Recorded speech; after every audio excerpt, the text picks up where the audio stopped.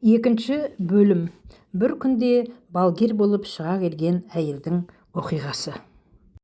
Ішке қарай енді ғана кіріп келген үш адамнан бөлек тұрған Зүбайдаға сәлем берген Лурия барлығының екінші қабатқа көтерілуін сұрады. Бұлар емтихан ұйымдастырушылардың соңынан еріп жоғары қабатқа көтерілді. Кеңсесін ашқан Лурия оларды ішке кіргізіп, қабырғаны жағалай қатарласып тұрған орындықтарға отырғызды. Өздері болса, кеңседе өздерінен басқа ешкім жоқтай бір-бірімен айғайлап, күліп, әзілдесіп жүр. Ұйымдастырушылардың бірі Альберт Михайлович костюмын ілгекке ілген бойы терезеге қадала қалды. «О, әне Софья Космодемьянскаяның өзі де келе жатыр», деді. «Сірә, Ресейден келген маман әйел сол шығар», деп ойлаған Зүбайда қобалжи бастады. Ұйымдастырушылардың Зүбайдаға бейтаныс үшіншісі келе жатқан ханымды қарсы алу үшін төменге түсіп кетті. Альберт болса бұларға қарап, 10 адам келуі керек еді, 2 адам кешігіп жатыр ғой, деді. Әдемі Ресейден келген қонақ та кіріп келді. Орта бойлы, жасы 50-лерге келген сары шашты әйел төрге қарай шықты. Лурия мен Альберт мырзалар ханымға жалпылдап, оның жағдайын жасап жүр. Ханымның жағдайын сұрап, орындыққа отырғызған Альберт оған ұсыныс жасады. «Софья ханым, 2 адам кешігіп жатыр, біраз күте тұрайық». «Мақұл, демімізді басып алғанша келіп қалар». Софья ханым ұйымдастырушылармен жай дауыспен әңгімеге кірісті. Үлкен қоңыр үстелге қатарласып отырған ұйымдастырушылар қолдарын үстел үстіне қойып, ханымның аузына үңіліп отыр. Төрелер тұқымынан шыққан текті ақсүйектер сияқты сыптай боп отырған Софья ханым байсалдықпен кеңес беріп жатты. Арада 5 минут өтпей, кешіккен 2 кісі де есікті тақылдатып кіріп келді. Барлығы түгел жиылған соң Лурия Илларионович орнынан тұрып ресейлік ханымды таныстырды. «Алдарыңыздағы ханым Ресей хироманттар бірлестігінің құрметті мүшесі, ғалым Софья Николаевна». Ханымды таныстырған соң Лурия мырза өзінен басқа бірлестіктің 2 мүшесін таныстырып өтті де сөзді Софья ханымға берді. Сөз бастаған Софья ханым жиналғандардан қысқаша өз өмірбаяндарын әңгімелеп беруді сұрады. Отырған кісілер бір шетінен орындарынан тұрған бойы өз өмірбаяндарын қысқаша түрде баяндап берді. Одан соң Софья ханым жұмыс тізгінін өз қолына алды. Жақсы, жылдан жылға хироманттыққа қызығушылардың саны артып барады. Міне, осы жылы араларыңызда 2 әйел де бар екен. Енді менің білгім келген нәрсе, мен сіздердің хиромантияға қалай келгендеріңіз туралы білмекші едім. Сол туралы қысқаша баяндап берсеңіз. Отырғандар біртіндеп тұрып, хиромантияға қалай келгендігі туралы қысқаша баяндай бастады. Олардың көпшілігі хиромантияны кітаптан үйренген болып шықты. Бет әлпеті кавказдықтарға ұқсайтын, көзі үлкен, ұзын, қою қара шашты бір молдаван әйел бөлектеніп тұрды. Ол кісі хиромантияны жастық шағында араласып өскен еврейлер мен цыгандардан үйренген екен. Ендігі кезек Зүбайдаға келді. Өзінің бұл ғылымға қалай келгенін түсіндіруді білмеген ол біраз ойланып қалды. «Мен бұл ғылымға келуімнен алдында бір түс көрдім. Сол түстің арқасында өмірім түбегейлі өзгеріп кетті. Сол түстегі бағыттар бойынша керекті кітаптарды сатып алдым да пал ашуға кірістім. Қазірше бәрі дұрыс шығып жатыр. Алайда хиромант болу үшін тек қана кітаптан алған білімнің өзі жетерлік деп айта алмаймын. Адамда ғарыштан келетін қандай да бір түйсік болуы керек. Интуиция сезімі. Одан тыс хиромант түс жору, емшілік, астрология мен психология сияқты ғылымдарды да барынша терең меңгеруі керек. Өйткені бұл ғылымдардың барлығы бір-бірімен өзара байланысқан. Мен пал ашқан кезде жауапты сенімді етіп беру үшін палды карта мен кофеден де ашып көремін де нәтижелерді салыстырамын. Зүбайданың жауабы Софья ханымның көңілінен шықты да, ол Зүбайдаға осыдан бірдеңе шықса керек дегендей жылы сөзбен қарай бастады. Жиналғандардың қысқаша өмірбаяны мен хиромантияға келу тарихынан хабардар болған Софья біртіндеп сынақ бөліміне өтті. Ол әуелі оңай сұрақтарды баршаға беріп, сосын жауаптарға қарап, жиналғандардың мықтыларын саралай бастады. Жарым сағат бойы тынбай сұрау беріп жатқан Софья енді келіп ауыр сұрақтарды да бере бастады. Жиналғандардың ортасынан Софья суырылып алға шықты. Софья тағы бір сұрақ берді. Ендігі сұрақ байлық туралы. Қолдан байлықты қалай анықтауға болады?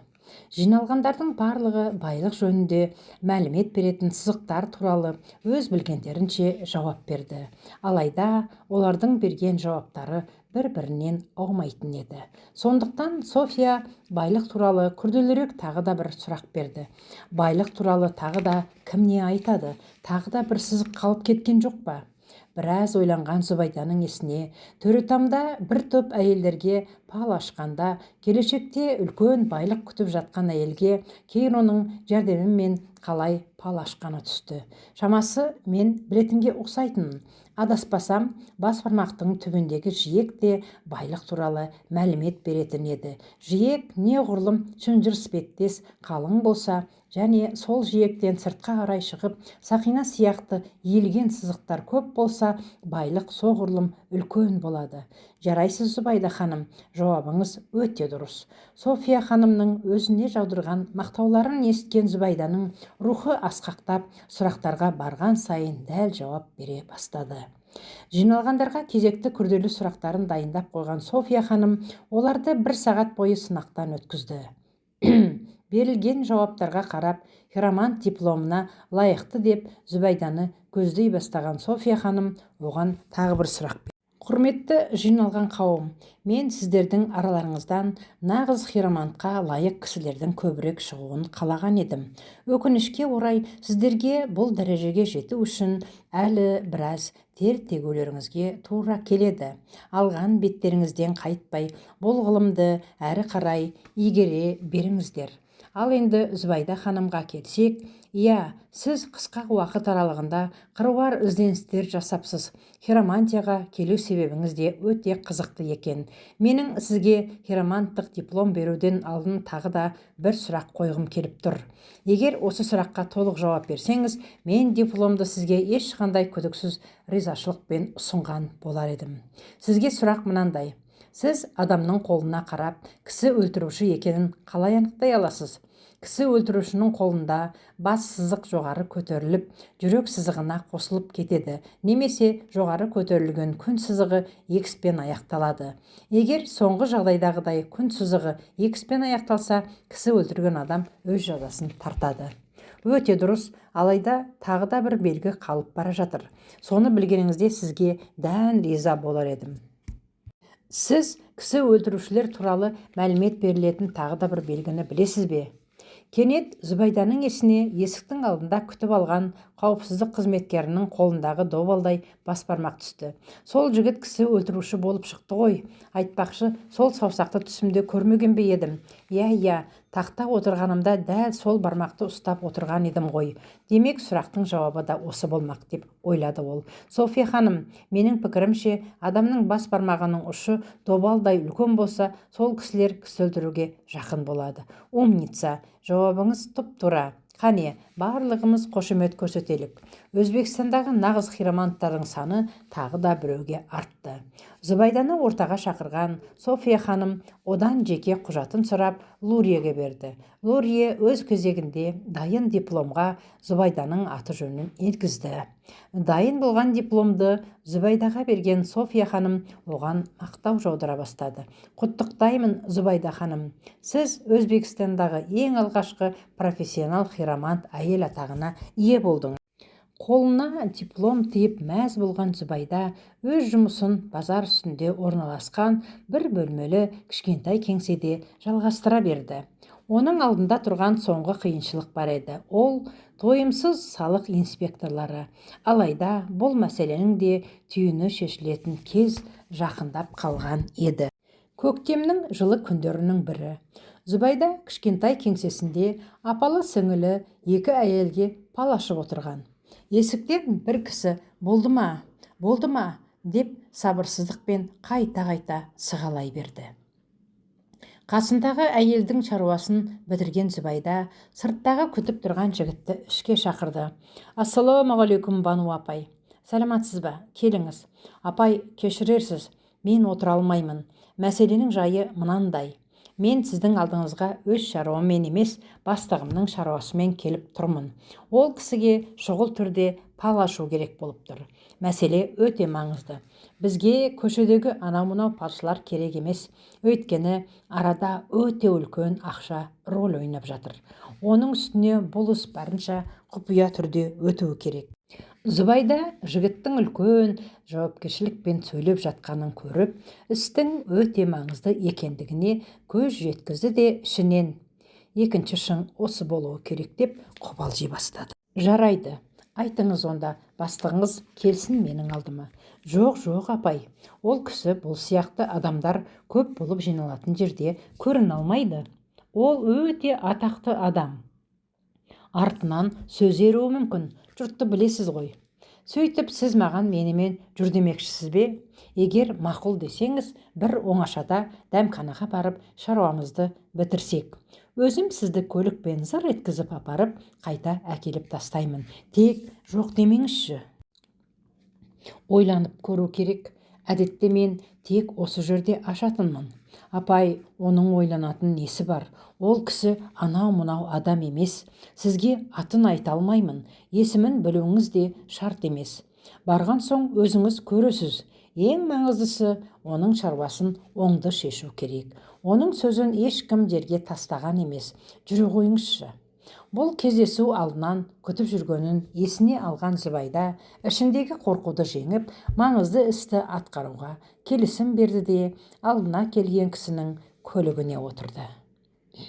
Жігіт көлікті жүргізген соң бастығына қоңырау шалды. Басеке, біз жолға шықтық, қайда барайық? Али Баба кафесіне келіңдер. Мақұл. Арада 15 минут уақыт өтпей, көлік шығыс үлгісінде салынған Али Баба кафесіне жетіп келді. Көлік келіп тоқтай салысымен есіктің алдында күтіп тұрған қызметкерлердің бірі дереу жүгіріп келіп есігін ашты да «Қош келіпсіз» деп Зүбайданы ішке ертіп кірді. Олар ішке кірген соң қабырға жағалай жайласқан бір қатар есіктерді бойлап кете берді. Ортада қойылған 10-ға жуық үстелдердің екеуінде жайласқан кафе қонақтары кальянның түтінін сорып, өзімен өзі әуре болып отыр. Зүбайда болса, бұлардың басекесі қайсысы екен деп ішкерідегі көрінген адамға қарап бара жатыр.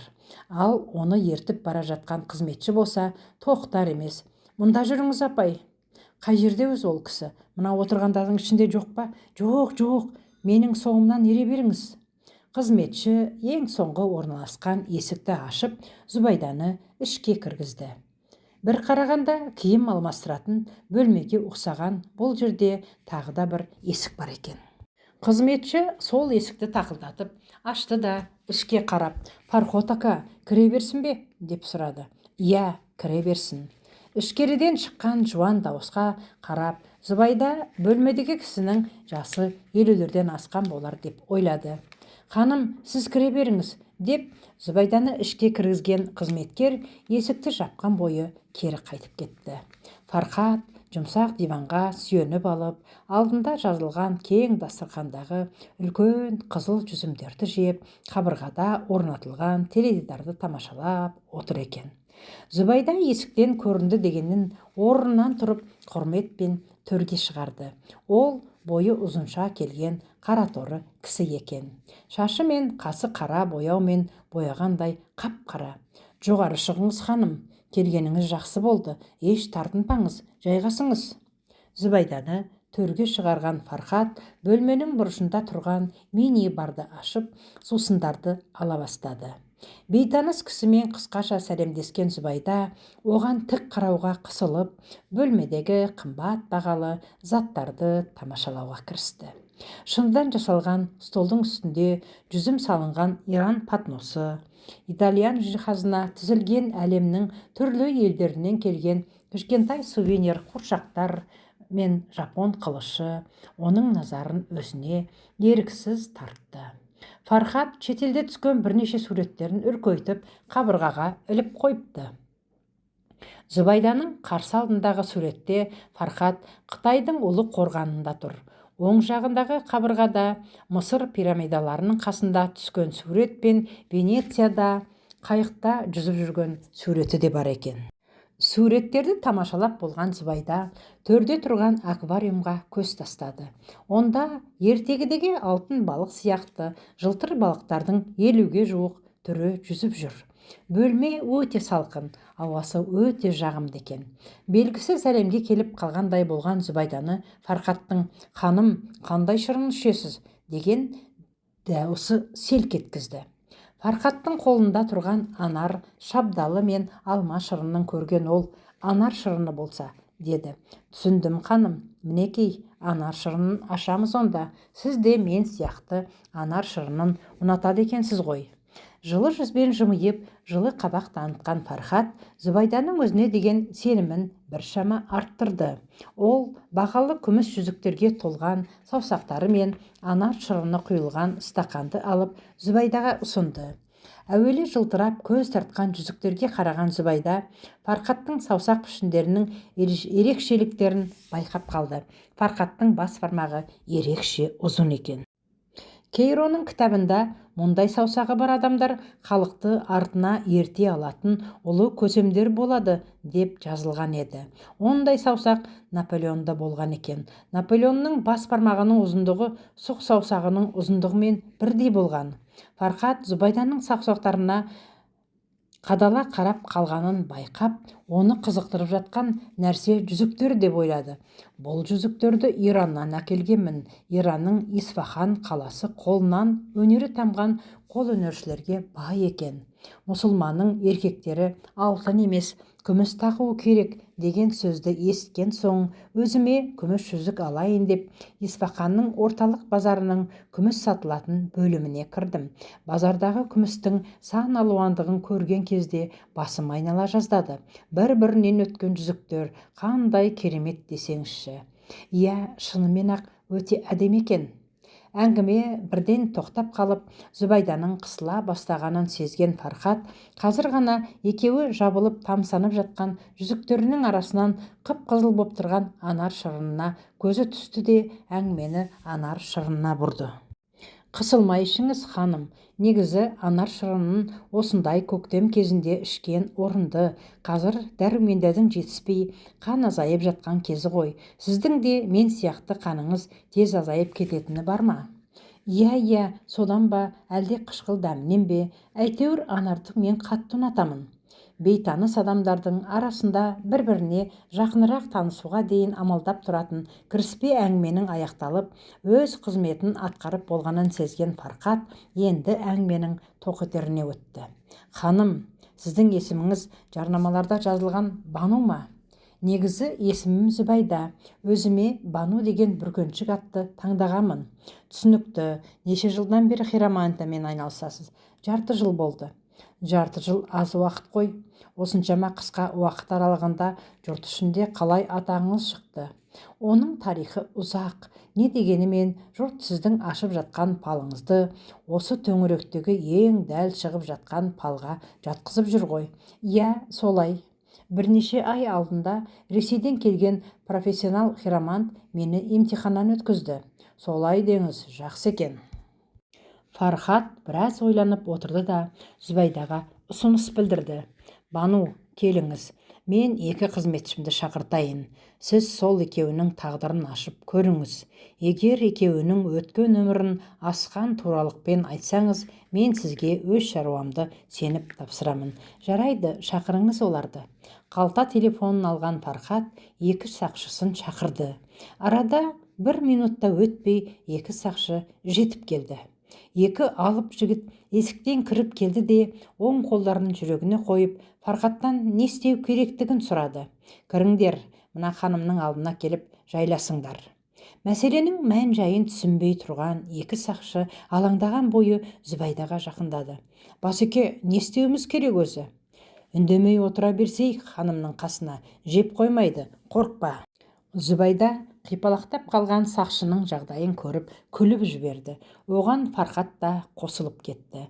Ештеңені түсінбей тұрған екі сақшы болса не болар екен дегендей алаңдаған бойы Зүбайданың қасына келіп отыра қалды. Күлкісін басқан Зүбайда өзін жиып алды да Бахти деген сақшыға қарап, оң қолыңызды беріңіз деп. Қол дейсіз бе? Иә, мен алақаныңызды көрмекшімін. Бахти бастығына не істейін дегендей жалт қарады. Фархат оған айтқанын орында дегендей басын изеді. Қай қолымды? Екі қолыңызда бере беріңіз. Негізі оңқайсыз ба? Иә. Зүбайданың көзіне алғаш болып Бахтидің қолындағы бас сызығының шорт үзілгені байқалды. Алайда ол бұл сызықтан бастауды жөн көрмей, басқа сызықтарды көзден өткізе бастады. Так, сіз өте тәуекелшіл жігіт екенсіз. Үлкен қауіптерден оңайлықпен бас тартпайтын көрінесіз. Ішінен Зүбайданы тексеріп отырған Фархат, сақшы болған соң тәуекелден қорықпай немене? Бұл әлі пал емес, шамалап бірдеңені соқты ғой, деп ойлап дивандағы жұмсақ жастыққа арқа тастап сүйене қалды. Зүбайда болса Бахтидің қолындағы төртінші мен ең кіші саусақтың арасынан шығып бас бармаққа қарай елген мұра сызығын көрді. Алайда бұл сызықтың соңы үлкен аралшамен тұйықталыпты. Бұл жаман белгілердің бірі еді. Сізге кезінде кімнен екенін білмедім, қомақты мұра қалған екен. Дегенмен оны сізге нәсіп етпепті. Қолыңызда тимеген бұл мұраның қайғысы сізді тәуекел қадамдарға итермелепті. Бахтидің өмірінен жақсы хабардар Фархат енді ешқандай шамалап соғылған жорамал емес, жігіттің өмірінде өте үлкен мәнге ие оқиғаның анық ашылғанын көріп, орнынан тұрды да Зүбайданың қасына жақындады. Фархатты өзіне баурап бара жатқан пал әрмен қарай жалғасты. Зүбайда жігіттің неке сызығына өтті. Некеңіз екеу екен, бірі өліммен аяқталыпты. Иә, дұрыс айтасыз. Зүбайданың тапқырлығына таң қалған Фархат бұл мәліметтің қайдан келгенін білгісі келіп, оған сұрақ берді. Тоқтаңыз ханым, оны қайдан білдіңіз? Некесі өліммен аяқталған деп қай жерден жазып қойыпты? Мына ең кіші саусақтың түбінен сырттан ішке қарай көлденең түскен сызықтар неке сызықтары болып табылады. Мына төмендегі неке сызығы жігіттің алдыңғы әйелі болуы керек. Өкінішке орай бұл сызық аралшамен тұйықталыпты. Бұл некенің ажырасумен немесе өліммен аяқталуын білдіреді. Неге сіз онда ажырасуды жауап ретінде таңдамай өлімді таңдадыңыз? Менің ішкі сезімім соған итермелеп тұр. Әдетте кітаптан алғанның өзі жеткілікті бола бермейді. Мақұл, ары қарай аша беріңіз, деген Фархат өзінің неке сызықтарына қадала қалды. Қазіргі некеңізбен біраз келіспеушілік бар екен. Мінездеріңіз екі түрлі, жұлдыздарың екі түрлі сияқты. Иә, солай. Гороскоп бойынша жұлдызыңыз қандай? Арыстан. Әйеліңіздің жұлдызы ше? Балық. Әне, айттым ғой, арыстанның белгісі от, ал балықтың белгісі су. Су мен от келісе бермейді. Алайда сіздің келісіп жүрген басқа да бір некесіз әйеліңіз бар екен. Бахтидің бетіне күлкі жүгіріп, үндемеген бойы басын изеп қойды. Фархат болса, құрып кеткір, қалай үлгіріп жүрсің, деп оның желкесінен нұқып қойды. Денсаулығыңызға келсек, басыңыз өте ауыр жарақаттанған екен. Әлі де ауық-ауық мазалап қоятын көрінеді. Иә, деді бақылап отырған Фархат. Бұл жігіт француз легионында 3 жыл қызмет еткен.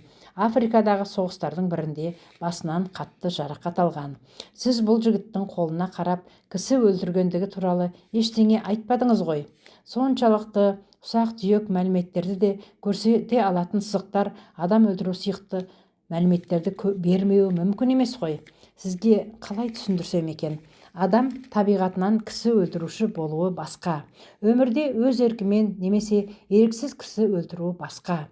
Бұл жігіт соғыста қанша адам өлтірген болса да, бұл мәлімет алақанға түспейді. Өйткені ол соғыс. Алайда Бақти соғысқа өз еркімен барды ғой. Ол соғыста адам өлтірерін жақсы білген. Дегенмен оны соғысқа баруға да не мәжбүрлеген? Біз оны білмейміз ғой. Егер ол өз еркінсіз кісі өлтірсе, ол табиғатынан кісі өлтірушілер қатарына жатпайды. Түсінікті, бұл жігітке ашқан палыңыз 100%-ға дұрыс шықты. Енді мына жігіттің қолын қарап көріңізші. Егер бұл палда 100% туралықпен ашылса, өзіме де пал аштырамын. Бақтидан кейінгі отырған Соқырап деген жігіт оны мен орнына ауыстырды. Зүбайда оның қолын көрді де, көңілі біраз босап кетті. Өйткені Соқыраптың қолындағы өмір сызығы тең жарымына келіп аяқталып, бас бармаққа қарай иіліп кетіпті. Бұл оны таяуда күтіп тұрған өлім белгісін білдірер еді. Алайда Зүбайда бұл туралы тіс жарған жоқ. Ол оның келешегі туралы сөз қозғамай, тек қана өткен өмірі мен қазіргі жағдайынан сөз ашты. Сен жігіт алдын бір алыс сапарға барған екенсің. Сол алыс сапар сенің өміріңе теріс әсер тигізіпті. Зардабын әлі де шегіп жүр екенсің. Иә, мен ауған соғысына қатысқанмын. Сол жақта денсаулығымды жоғалтып келдім. Палдың жүрісін бақылап отырған Фархат, Зүбайданың ашып жатқан палының өте туралығына көзі жеткен соң, екі қызметшісін шығарып жіберді. Әлбетте, соңына шейін ашылмаған палдың бір жола аяқталып шығуын қалаған екі қызметкер шыққысы келмесе де бастығының сөзін екі ете алмады. Зүбайдамен жеке қалған Фархат өзінің көкейінде жүрген сұрақтарын қоя бастады. Бану ханым, қалай ойлайсыз? Осы екі жігітке сенсем бола ма әйтеуір? Жігіттер жаман емес, алайда екеуінде де өз проблемалары жетіп тұр. Қандай проблема екен? Анау француз легионында қызмет еткен жігіт өз еркімен жүрген жоқ. Мойындағы тапсырмалар бір күні оны құртады. Ол, адаспасам, кісі өлтіру, біреулерге күштеп қысым көрсету сияқты істерді амалға асырып жүр. Оның үстіне біреуде үлкен кегі де бар. Оның ішіндегі осы бар қара ойлар онсыз-ақ ауру басына қатты әсер етіп, ақырында ол өзін басқара алмай қалуы мүмкін. Солай деңіз. Иә, мен оның қолына қарағанымда бас сызығы шорт үзіліп, етек жағынан тағы да жалғас тапқан. Алайда сол жалғасын тапқан сызық өте әлсіз әрі шынжырмен қапталған. Ол аурудың белгісі. Демек, мен одан құтылғаным жөн бе? Иә, ләжі болса сөйтіңіз. Ал Соқырап ше, ол жайында не айтасыз? Өкінішке орай ол жақында қаза табады. Оның өмір сызығы дәл қазіргі жасында аяқталып тұр. Құдай сақтасын, болжамыңыз анық па? Иә, анық. Мәссаған. Ондай болса, мен ол жігіттен ертерек құтылайын. Оның өлімін жұрт менен көріп жүрмесін тағы. Анар шырыннан тағы да құйған Фархат енді өзінің проблемаларын қозғамақ болды. Мұз сияқты жалтырап тұрған шыныдан жасалған үстелдің үстіне қалтасынан темекі қорабын алып қойған Фархат сол темекі құтысына қадала қалып Зүбайдаға сөйлей бастады. Ханым, сіздің палды өте тамаша анықтықпен ашатыныңызға көзім жетті. Алайда маған тек қана хиромант емес, өзі ашқан палдың сырын да сыртқа жаймай, барынша сыр сақтай алатын палшы керек. Өйткені мен үлкен адамдармен және үлкен ақшамен жұмыс істейтін адаммын. Бұл жерде болған әңгіме сыртқа шығатын болса, ол маған теріс әсер етпей қоймайды. Иә, түсінікті, ол жағынан қамжымеңіз. Бану ханым, келісіп алайық. Мүмкін осы жерде болған пал туралы біреулерге айтарсыз, бәлкім айтпассыз. Оны білмеймін, бірақ менің атым айтылмауы керек. Түсінікті. Егер менің атым өсекке айналса, жасырмай айтамын, менің сізді өлтіруім анық. Құдай ондайға алып бармасын, Фархат мырза. Бұл істің жауапкершілігін өте жақсы ұғамын. Онда былай, мен жақында бір іске қол ұрмақшымын. Ол қандай іс екенін айта алмаймын. Дегенмен маған керек нәрсе сол істің оңды болар болмасы. Сіз менің қолыма қарап айтыңызшы, жақын арада осы іске қол ұрсам, нәтижесі немен аяқталады? Зүбайда Фархатқа нақты да тура жауап беру үшін тек қана қол сызықтары жеткіліксіз деп тауып, сөмкесінен карта алды. Келіңіз, әуелі картадан көрелік. Зүбайда карталарды араластырып Фарқатқа жарымын алып тастаңыз, деді. Фарқат бір топ картаның үстіндегі бөлігін алып тастады. Күбірлеп бірдеңелерді оқып жатқан Зүбайда карталарды біртіндеп жерге тастауға көшті. Жерге карталар 3 қатар болып түсіп болған соң, Зүбайда Фарқаттың назарын сол карталардың гүлдері мен суреттеріне аударды. Қараңыз, Фарқат мырза, жерде дама, қарға көрінбей жатыр. Бұл өте жақсы белгі. Бірінші қатардағы карталардың ең біріншісі болса туз. Бұл да жақсы белгі. Ал мына ең соңғы карта ондық кірпішпен аяқталып тұр. Бұл сізді алда күтіп тұрған үлкен ақшаның белгісі. Фарқат басын бір изеді де карталарды қайта жинастырып жатқан Зүбайдадан: бар жоғы солақ па? Деп таңдана сұрады. Жоқ, тағы 2 рет ашып көруіміз керек. Бұл жолы Зүбайда араласқан карталардың ішінен 15 шақтысын таңдап алып, 2 қатар етіп жерге тастады. Жерге түскен карталардың басы тағы да тұзмен басталып, соңы ондық кірпішпен аяқталды. Міне, көрдіңіз бе? Тағы да сәттілік келтіретін 2 карта түсіп тұр. Жеңіс пен ақша белгісі. Қазір мен тағы да 1 рет ашамын. Бұл жолы тек 6 картаны ғана ашамын. Солардың арасынан осы 2 карта тағы да шығатын болса, күдікке орын жоқ. Зүбайда карталарды араластырып, арасынан 6 картаны жерге ашып тастай бастады. Бірінші болып жерге валет қарға, сосын жетілік шыбын мен тоз қарға түсті. 4-ші карта дама, табан болып, қалған екеуі туз шыбын мен ондық кірпіш түсті. Көрдіңіз бе? Тағы да сол карталар. Ал жолда кедергі болатын дама қарға болса 1 ретте түскен жоқ. Жолыңыз ашық. Құдай қаласа, ханым, Құдай қаласа, айтқаныңыз келсін. Енді келіңіз, алақаңызды көрелік. Алда күтіп тұрған сәтті хабардан шаттанып кеткен Фарқат Зүбайданың қасына жақындады да қолын білегіне дейін түре бастады. Білеңізге дейін түрмей-ақ қойыңыз, алақанның өзі жетеді. Кешіресіз, қызығып кетіппін. Зүбайда әңгімені Фарқаттың анағұрлым ұзын бас бармағынан бастады. Осыншама пал ашып, мынандай ұзын бармақты бірінші рет көруім. Бұл жақсылықтың белгісі ме? Әлбетте, бас бармағы үлкен келетін адамдар халықты алға бастай алатын танымал көсемдер болады.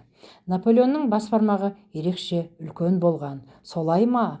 Мені қуантып жібердіңіз ғой, ханым. Негізі мен Наполеонның нағыз жан күйерімін. Қараңыз, бұл тегіннен тегін емес екен. Фарқаттың қуанып кеткенін көріп, рухтанып алған Зүбайда өзіне деген сенімділігі артып, палды әрмен қарай жалғастырды. Барлық саусақтар сияқты бас бармақ та 3 бөлімнен құралады. Алайда бір ерекшелігі, бұл 3 бөлімнің өзіндік мінездемесі басқа саусақтарға қарағанда маңызды мәлімет бере алады. Мысалға, бас бармақтың ұшындағы бірінші бөлік еркіндікті, екінші ортада тұрған бөлік логиканы, ал соңғы бөлік махаббатты білдіреді. Олар менде қандай екен? Міне, өзіңіз көріп тұрғандай, сіздің бас бармағыңызда 2 үстіңгі бөлігі үлкен екен. Яғни сіздің еркіндікке деген құштарлығыңыз мол. Сіз біреулерге жалданып, немесе біреулердің бұйрықтарын орындайтын адам емессіз. Керісінше, сіз басқалардың үстінен үкім жүргізетін адамсыз. Я, дұрыс айтасыз. Негізі адамдар не қой, не қойшы болып бөлінеді. Мен қойшы болатын адамдар қатарына кіремін. Біреудің айдауына ешқашан жүре алмаймын. Енді логика бөліміне келсек, бұл бөлімде сізді едәуір дамыған. Пайымдау қабілетіңіз өте мықты. Деп басын изеп қойған Фарқат 3-ші бөлік туралы сұрады. Ал махаббат бөлігі ше? Жоқ, өкінішке орай ол дамымаған. Сіз үшін махаббат анау айтқандай үлкен рөл ойнамайды екен. Өмірде құлап сүйетіндер қатарына кірмейді екенсіз. Дұрыс айтасыз, махаббатта еш жолым болмаған емес. Бірақ мен оған ренжімеймін. Бас бармақты бітіріп, алақанға өткен Зүбайда Фарқаттың 4-ші саусағының түбінде орналасқан жұлдыз белгісін көрді. О, қараңыз, сізде жұлдыз белгісі бар екен. Ол нені білдіреді? Бұл белгі халықтың арасында болатын танымалдылықты білдіреді. Үлкен ақша мен атақ абыройдың белгісі. Бұл жұлдыз әсіресе күн сызығының орнында немесе 4-ші саусақтың астында орналаса Тіпті жақсы. Айтқаныңыз келсін, жақсы болсын. Алақаныңыздың реңі қою қызыл екен. Бұл денсаулығыңыздың мықтылығы мен мінезіңіздің қызуқанды екенін білдіреді. Сонда менің мінезім сангвиниктерге жата ма? Тура айтасыз. Психология тілінде сіз сангвиникқа жатасыз. Да, сіздің қолыңыз өте қызық екен. Мынаны қараңыз. Сіздің бас сызығыңыз бен жүрек сызығының орнына бір-ақ сызық бар екен. Ол да болса өмір сызығына қосылып тұр. Бұл сирек кездесетін жағдай. Ол нені білдіреді? Әдетте мұндай сызығы бар адамдар айтқанынан қайтпайтын, бойында үлкен күш жігер мен қайраттылығы бар адамдар болып есептеледі. Енді ханым, қолымдағы сапар туралы мәлімет беретін сызықтарды көріңізші. Сізде сапар сызықтары мүлде көрінбей жатыр. Тек қана бір-ақ мәлімет беретін сызық тұр. Ол сызықта соңында аралшамен аяқталған. Демек, сіз жақында алыс сапарда болғансыз. Алайда ол сапардан көңіліңіз толмай қайтыпты. Иә, тура айтасыз. Стамбулға барып, бір-екі тірлік жасамақшы едім. Ол жақтан жұмысым өнбеді. Ал енді сапар сызықтары жоқ деп айтқаныңызға таңғалып отырмын. Мен көп елдерді шарлап қайтқанмын. Мәселе сонда. Неғұрлым көп сапарға жол жүріп, ол жағдай сізге үйреншікті болып қалса, сапар сызықтары қолда көрінбей қалады. Егер адам өзі өскен ауылынан өмір бойы шықпай жүріп, жақын маңдағы қалаға жол жүріп қалса да, сапар сызығы қолда шығуы мүмкін. Иә, нәзік мәселе екен. Сіз алыс сапардың болатын не болмайтын білгіңіз келсе, түстеріңізді бақылап жүріңіз. Түсіңізде ағып жатқан өзен, немесе ұзын өрілген шашты көрсеңіз де, бұл күтіп тұрған алыс сапардың белгісін білдіреді. Фархат Зүбайданың палына көңілі толып, сенімі арта бастаған соң, оған тұнбай сұрақ жаудыра бастады. Мына сызық нені білдіреді? Деп алақанның ортасынан тіке бармақтарға қарай шыққан сызықты көрсетті. Бұл сызық тағдыр сызығы деп аталады. Ол адамның келешекте таңдайтын кәсібі мен жұмыс түрінен мәлімет береді. Сізде бұл сызық алақанның түбінен емес, ортасынан басталыпты. Сіздің жастық шағыңыз ауыр өткен екен. Басыңыздан көп жетіспеушіліктер өтіпті. Дегенмен тағдыр сызығыңыз ары қарай өте анық та терең болып жалғасып кеткен. Бұл сіздің өмірдегі қиыншылықтарды өз ақылыңызбен және күш қайраттың арқасында жеңгеніңізді білдіреді. Иә, ханым, жастық шағым өте ауыр өткен. Тура аштым. Зүбайда Фархатқа жарым сағат бойы пал ашты. Фархат өзіне керекті бар мәліметтерді біліп алған соң, Зүбайдаға тағы бір ұсыныс жасады. Бану ханым, менің бір тоқалым бар еді. Сол әйелге жақында үйлендім. Оның бала тууы немесе туа алмауы туралы мәлімет бере аласыз ба? Шақырыңыз, көрелік. Телефонды алған Фархат қызметкерлеріне тоқалын әкелуді бұйырды. Да жақында келетін ақша мәселесін тағы да қозғады. Бану ханым, бағанағы келетін ақшаны алақаннан тағы да анық болу үшін қарап көріңізші. Тек картаның өзі жеткіліксіз сияқты болып тұр. Мақұл, сізге дәлелмен көрсету үшін ақша туралы мәлімет беретін сызықтарды түсіндіріп өтейін. Дәл қазір сіздің қолыңыздағы сызықтардан ақшаның келу-келмеуін анықтау қиын. Бұл жағдайда сапар сызықтары сияқты. Егер сіз үнемі үлкен ақша ұстап жүрген адам болсаңыз, байлық сызықтары дегенде алақанға түсе қоймайды. Егер қолыңызға қарасақ, мына жерде байлық сызығын көріп тұрмын. Бас сызығын кесіп өткен тағдыр сызығыңызды бас сызығымен қосып тұрған мына бір қысқа сызық арқасында алақаныңызда үш бұрыш пайда болып тұр. Осы үш бұрыш байлықтың белгісін білдіреді. Егер сізге жақында келмек боп тұрған ақша өте үлкен мәнге ие болса, осы байлық белгісі сол ақшаны білдіруі мүмкін. Егер кезектегідей орта көлемдегі ақша болса, ол алақанда орын алмауы тиіс. Жоқ, мен үшін ол үлкен ақша. Онда жолыңыз болайын деп тұр. Демек, тәуекелге бел буа берейін бе? Иә, қараңыз, Бану ханым, мен сізге сеніп нар тәуекел жасамақпын. Егер палыңыз қате шықса, сізге жоғарыда айтып өттім ғой. Зүбайда шешуші жауап беруден алдын іштей қатты уайымдай бастады. Құрып кеткір Кейрода неғып келмей кетті, не деп жауап берсем екен? Ол сыған қатынның ішіне кіріп маған пал ашқанда 2 шың күтіп тұр деп еді. 2-ші шыңға келгенде қорықпай тәуекел жаса деген еді ғой. Демек қорықпауым керек. Өйткені оның 1-ші шыңы болған хироманттар емтиханы ол ашқандай дұрыс аяқталды. Тәуекел. Иә, Фархат мырза, алда өлім күтіп тұрса да, өз палымнан қайтпаймын. Палымның тура шығуына сенімдімін. Болды. Қолды беріңіз. Фархат пен Зүбайда келісіп болған соң, палды тоқтатып, Фархаттың тоқал қатыны келгенше әңгімелесіп отырды. Өмірінде бірінші рет хиромантқа ісі түсіп тұрған Фархат әлі де палға деген қызығушылығын тоқтата алар емес. Ол жалпы хиромантия туралы Зүбайдаға сұрақ бере бастады. Мен бірдеңені түсінбей тұрмын. Сызықтар қалай ғана келешек туралы мәлімет беру мүмкін? Өткен өмір туралы олар мәлімет беретініне сенімдімін. Мысалға, адам өміріндегі әрбір оқиға оның қолында сызық болып қалып кетсін ақ делік. Бірақ келешекте болатын оқиғаның қолға қалай сызық болып түсетініне еш түсінбей тұрмын. Негізі хироманттар сызықтарды қалай зерттеген? Осы туралы айтыңызшы. Бұл әлбетте бір күнде дүниеге келген ғылым емес. Хиромантия неше мыңдаған жылдар бойы адамдар жиған мәліметтердің жиынтығы. Мысалға, өзім ұстаз деп санайтын хиромант Кейро Үндістанға барып хиромантиялық ғалымдарды меңгерген. Ол кісі қайтыс болған адамдардың алақанына күйе жағып, ақ қағазға нұсқасын түсіріп алып отырған. Сосын артында тірі қалған бала-шағасынан қайтыс болған кісінің басынан өткен барлық мәліметтерді жазып алатын болған. Сөйтіп, қолындағы бар мәліметті алақанның нұсқасымен салыстырып отырған. Түсінікті. Фархат пен Зүбайданың арасындағы қызық әңгімені есіктің тақылдауы бұзды. Есікті жарымына дейін ашып, басын сұққан қызметкер тоқалды әкелгенін айтты. Басеке, келдік, кіре берсін бе? Тоқтай тұр. Бану ханым, сіз қазір менің тоқалымның қолын жақсылап көріп алыңыз. Нәтижесін тек өзіме ғана айтыңыз. Жарайды. Фархат тоқалына кіруге рұқсат берген соң, қасы көзі қиылған әппақ бір қыз есіктен кірді де сызылып сәлемен берді. Кел, Захро, мына ханымның қасына отырғын, сенің қолыңды бір көріп қойсын. Бұл кісі кім? Палшы ма? Иә, бірақ жай палшы емес. Бұл әйел профессионал хиромант.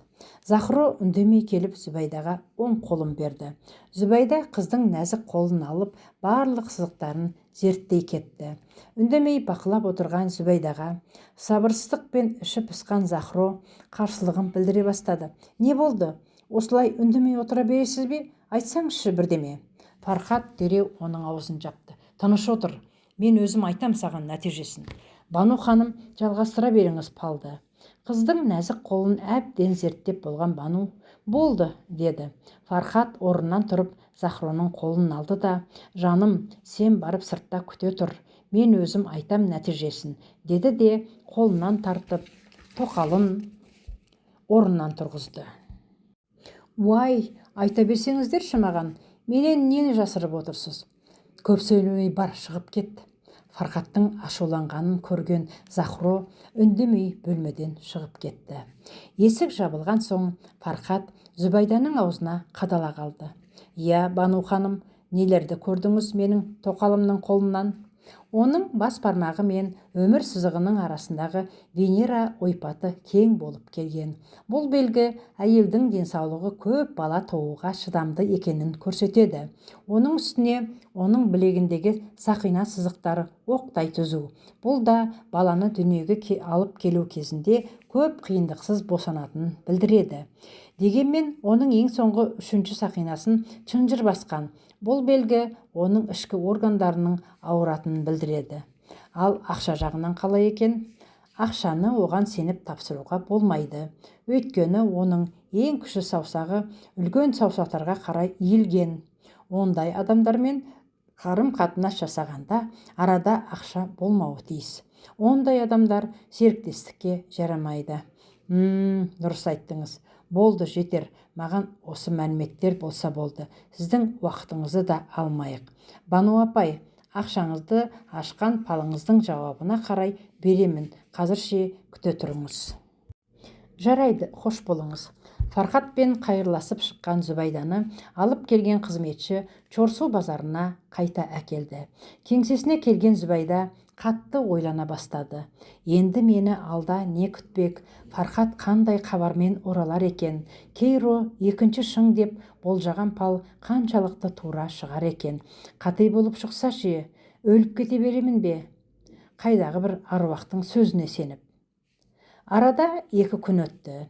Зүбайда азаны мен кеңсесіне келіп, енді ашпақ боп есігіне жақындағаны сол еді. Өзін шетте күтіп тұрған Фархаттың қызметшісін көріп қалды. Сіз мені күтіп тұрсыз ба? Иә, Басекең сізге жіберіп еді. Зүбайда қобалжиын деді. Фархаттың адамының бұл келісі жақсылыққа ма, әлде жамандыққа ма? Оған ашып берген палы әлбетте оң нәтиже беруі тиіс. Олай болса, Фархат алғысын білдірмекке шақырған сияқты. Ал егер пал нәтижесі басқаша болып шықса ше? Не болса да бүгін болады, деген Зүбайда қызметшінің көлігіне қарай барды. Көлік жолға түскен соң қызметшіден Фархатты сұрады. Бастығының көңіл күйі қалай?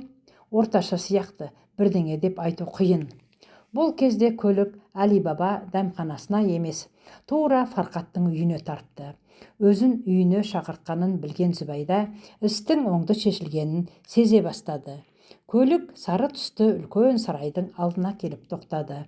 Үйдің қабырғасын бойлап, емен мен каштан ағаштары әдемілеп отырғызылыпты. Дарбазаның алдына тұрғызылған сөріні қолай өскен қызыл әтіргүлдер сары түсті биік қабырғамен үндесіп тұр.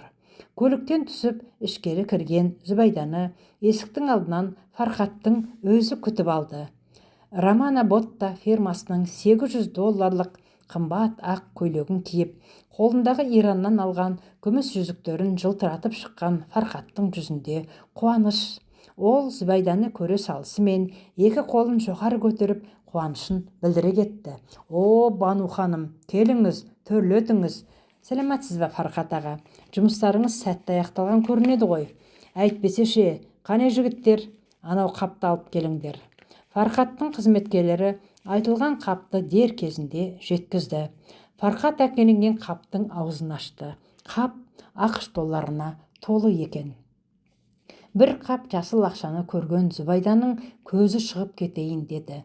Ол өзін әрең қолға алып, Фархатты олжалы іспен құттықтады.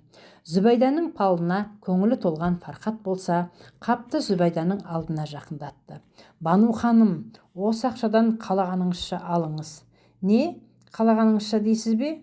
Я, сөзден қайтқан еркек мен емес, қалағаныңызды алыңыз. Зүбайда болса, кешірерсіз Фархат аға, маған көп ақша керек емес, маған мынаның өзі болады, деп қаптан бір бума ақшаны алды. Сосын, Фархат аға, ілтипатыңызға рахмет деді. Сізге көмегім тигеніне қуаныштымын. Мүмкін болса, енді мен қайтайын. Енді өзіңіз біліңіз, Бану ханым, қандайда бір көмек керек болса, хабарласып тұрғайсыз. Зүбайда Фархатпен жылы қоштасып, тез арада кері қайтып кетті. Сол күннен бастап Зүбайданың атағы аспандап жүре берді. Оған енді алыс жақтардан да адамдар ағылып келе бастады. Міне, Зүбайданың 2-ші шыңға жеткеніне де 2 ай болды.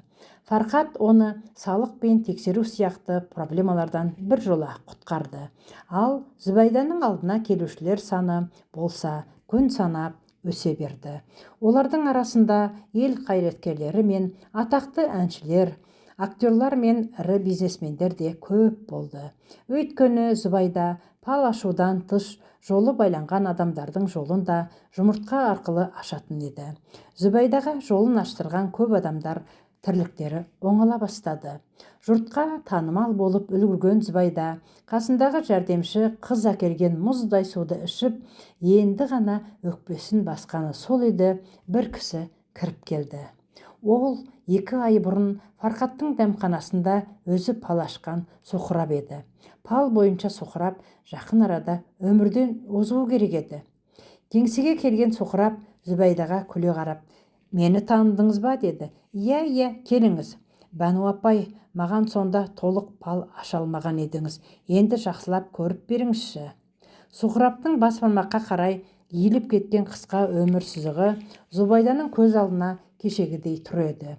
Ол Суқыраптың қолын алып, дереу сол сызыққа көз салғаны сол еді. Оның алдында таңғажайып көрініс орын алды. Баяғы қысқалығы мен өлімді білдіретін өмір сызығының орнына бас бармаққа қарай, қайырылған жерінен ары қарай жалғасып кеткен жаңа сызық пайда бопты. Зубайда ішінен, демек ол өлмейді екен, деп қуанып кетті. Түрлі болжамдарды ойлай бастады. Демек, уақыт өте сызықтар өзгеріп, өсіп кетуі де мүмкін екен ғой. Өміріңізде соңғы рет қандай өзгеріс болды, Суқырап? Мен Пархот аканың қолында істемей қойдым. Содан бері өмірім мазмұнды да еркін болып қалды. Қазір істерімнің бәрі жақсы. Жолдасымның дәмханасында кәуап пісіріп жатырмын. Табысыма налымаймын. Өте қуаныштымын. Құдай қаласа бәрі жақсы болады. Суқырапқа пал ашып болған Зубайда сол күні үйіне үлкен қуанышпен оралды. Ол Фарқаттың Суқырапты жұмыстан босатуына әсерін тигізе алғанына риза болды. Өйткені ол аяқ астынан пайда болып, өзін ауыр жағдайдан биікке көтерген кәсібінің адамдарға барынша пайда тигізуін қалайтын еді.